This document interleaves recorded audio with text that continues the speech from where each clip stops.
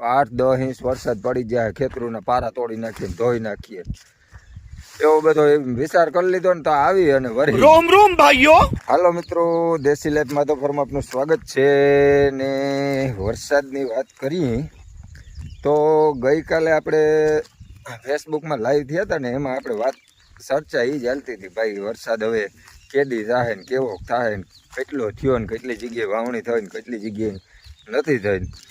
તો એવી બધી ફેસબુકમાં લાઈવ હતા ને એમાં ચર્ચા હાલતી હતી ને ત્યાં તો અમુક મિત્રોના કમેન્ટ આવવા માંડી કે ભાઈ અહીંયા સાટા ચાલુ થયા, આ બાજુ ગાજે છે ને પછી મેસેજ આવ્યા ને ફોન આવ્યા ને એવું બધું થયું. અને થોડીક વાર થયું તો ગાજવીજને આ તે એવું અતિશય ચાલુ થઈ ગયું. પછી આપણે એમ થયું કે ના આજે આપણો વારો આવી જ જાહે, અને ગાજવીજના અંતે થતાં થતાં એવું લાગ્યું કે હવે આજ તો 8-10 ઇંચ વરસાદ પડી જાય, ખેતરોના પારા તોડી નાખીએ, ધોઈ નાખીએ, એવો બધો વિચાર કરી લીધો ને તો આવી અને વરહી ગયો ને એટલે નેવા હતા ને એ ખાલી હેઠા પડ્યા અને જરા આગળ હાલ્યા, એટલો વૈરોની વારો વધારી વયો ગયો. પછી આપણે એમ થયું કાંઈક તો લાભ થાય.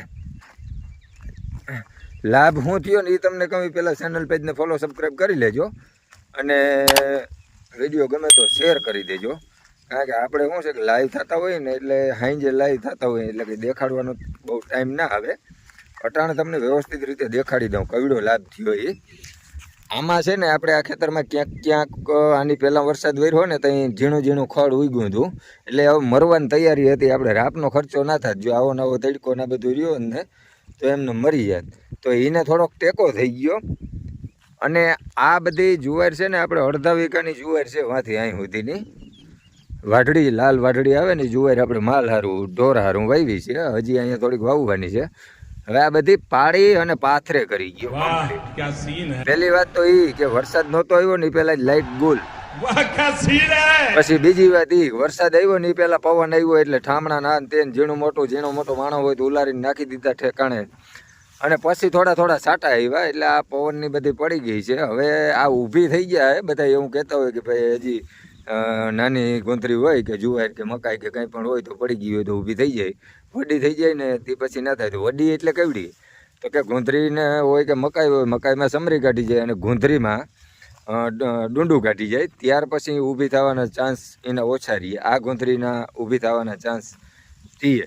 તો હવે આમાં શું છે, જો તડકો હોય ને તો આ ઊભી થઈ શકે. એનું કારણ છે કે જે આ પાણી ભર્યું હોય ને, આ માથે જો આ પાણી ભર્યું હે આ ગોંથરીમાં, આ પાણી ભર્યું હોય ને એટલે એનો વજન હોય એટલે ઊભી ના થવા દે. તો પાછું વળી રાત પડી જાય, રાતે ઉમે બધે પાંદડા હકેલાય અને હુઈ જાય એવું બધા કહેતા હોય. આપણે તાને નિંદર કરતા જોઈ નથી. અટાણે જો આરામમાં જ પડી એટલે આપણે એવું થાય કે નિંદર કરે છે. એટલે વરસાદ આવ્યો એનો કંઈ વાંધો નહીં, પણ નુકસાની કરી, લાભ તો કંઈ થયો જ નથી. કારણ કે ઓલી વખતે જેટલો આવ્યો હતો ને 2 આંગર જેવી જમીન પલરી હતી, તો આજુ વખતે 1 આંગર પલરી છે. એવો વરસાદ આપણે ભાગમાં આવ્યો હતો. ઘણા મિત્રોના ફોન આવતા હતા કે ભાઈ અમારે ચાલુ છે. તો એને કેવો વરસાદ છે એ જરાક કમેન્ટમાં કરજો. કઈ જગ્યાએ વાવણી થઈ છે ને કઈ જગ્યાએ આવી રીતે અમારે જે રીતે હેરાન કર્યા, લાઇટ વહી ગઈ, ગોંધરી પાડીને આ તેન પવનના બધા ઠામણા ઉડાડ્યા ને એવું કર્યું, તો કઈ જગ્યાએ એ રીતે આયોજન એની વરસાદી કર્યું છે થોડુંક એ કહેજો. અને કેટલાને આવી રીતે થોડું ડેમેજ કર્યું છે. કારણ કે એ આવે તો કંઈક સારો કર્યા વગર તો રહીએ જ નહીં. એટલો સારો માણો નથી. કારણ કે સારો કરવામાંથી એની બાકી નથી રાખ્યું. બધાનું વાવણી કરાવી દીધી, અમને રાખી દીધા. અમે હું કંઈ એના દુશ્મન છે કાંઈ વાંધો નહીં, ભૂલચૂક થતી હોય. મોડો વારો આવી જાય તો સારું કહેવાય. તો મિત્રો મળીએ નેક્સ્ટ વિડીયોમાં. ક્યાં વાવણી થઈ એ જરાક કમેન્ટમાં કહેજો, અને વિડીયો ગમે તો લાઈક શેર કમેન્ટ કરી દેજો. તો મળીએ મિત્રો નેક્સ્ટ વિડીયોમાં.